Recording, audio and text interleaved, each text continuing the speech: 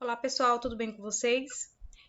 Meu nome é Jéssica, eu sou professora do 5º ano e hoje nós vamos continuar a aula de português. Então eu peço que vocês escolham um local silencioso, agradável, separe o material e também que se inscreva no nosso canal do YouTube, Colégio João Kennedy. Baixe também o nosso aplicativo para poder acompanhar melhor as atividades. Então a gente vai dar início ao tema de hoje, que é palavras com a R, ER, IR, OR e UR.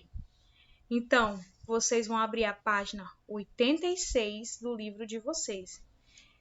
No livro de vocês, tem falando que as palavras podem ser terminadas com essas partículas, mas algumas palavras podem vir no meio, no fim ou no começo. Por exemplo, aqui a gente vê o exemplo de palavras com a R. No início da palavra, a gente vê árvore, armário, arco, arbusto.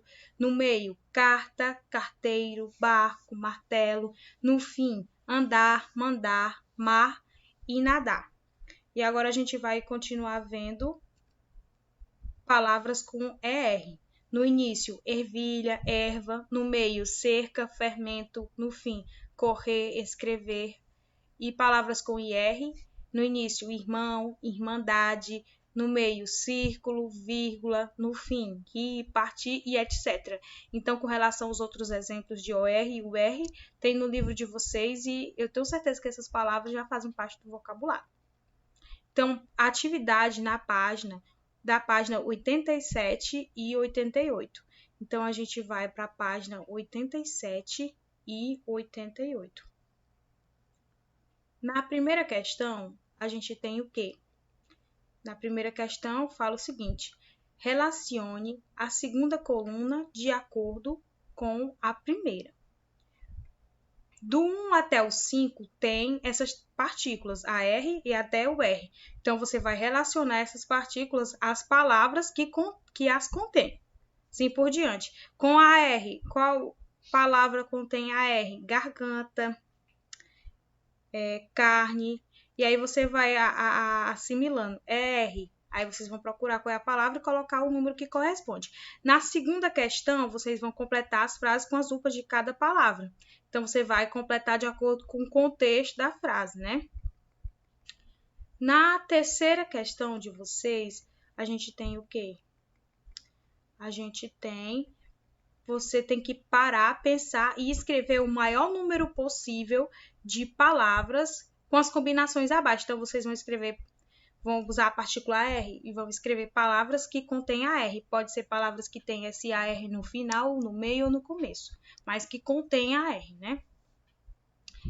Na quarta questão, a gente tem...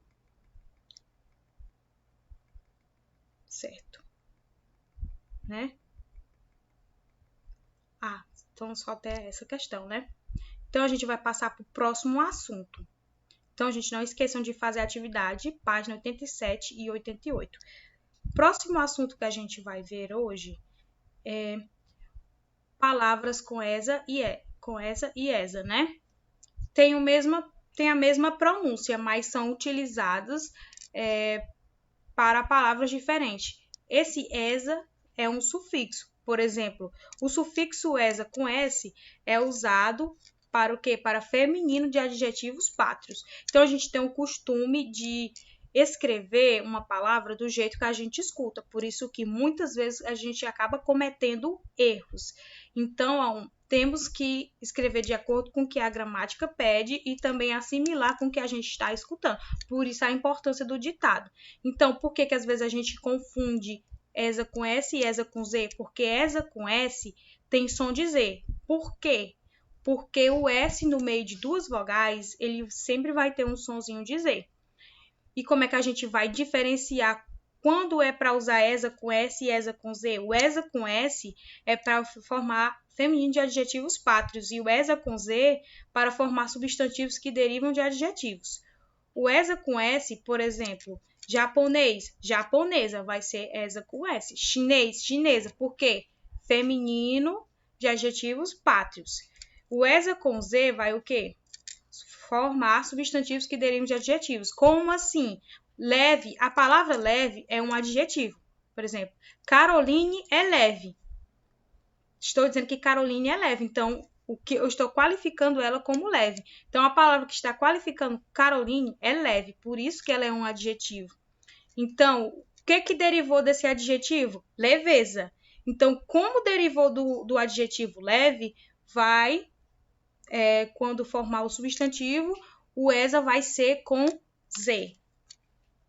Então, a atividade da página 90 a 92. Então, vocês vão abrir o livro de vocês na página 90 a 92. Na primeira questão, a gente tem: substitua os códigos por sílabas, forme substantivos e em seguida escreva os adjetivos correspondentes. Então, cada código da primeira questão, ele representa uma sílaba. O A1 representa a sílaba nó, né? O C4, bre.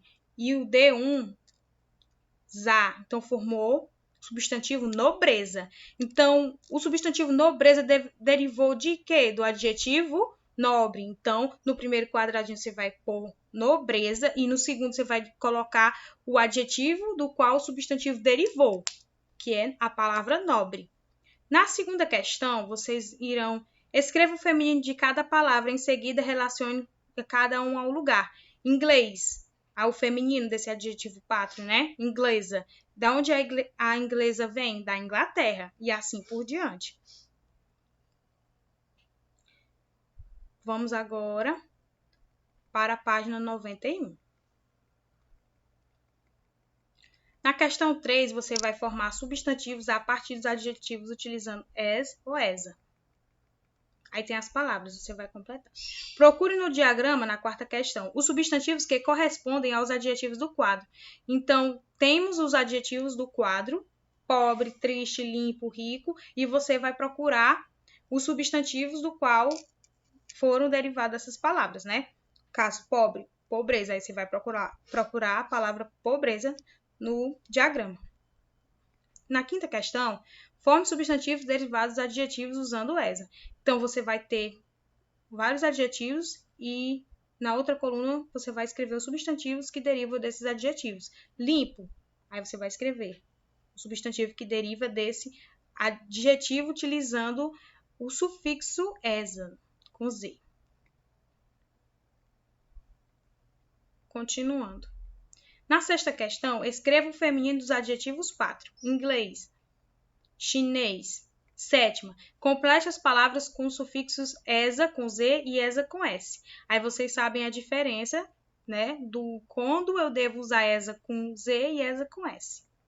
Oitava, complete os quadros distribuindo as palavras nos lugares adequados. Então, você vai pegar as palavras do quadro e vai distribuir o que é adjetivo de um lado e o que é substantivo derivado do outro. Na página 92. Então, a gente vai aqui passar para um slide. Vocês irão dar pausa e corrigir as atividades. Por exemplo, na aula passada, vemos tipos de frase. Então, da página 83 a 85, vocês vão conferir se as respostas de vocês estão certas. Então, eu gostaria que vocês pausassem os slides. Agora eu vou passar para o próximo.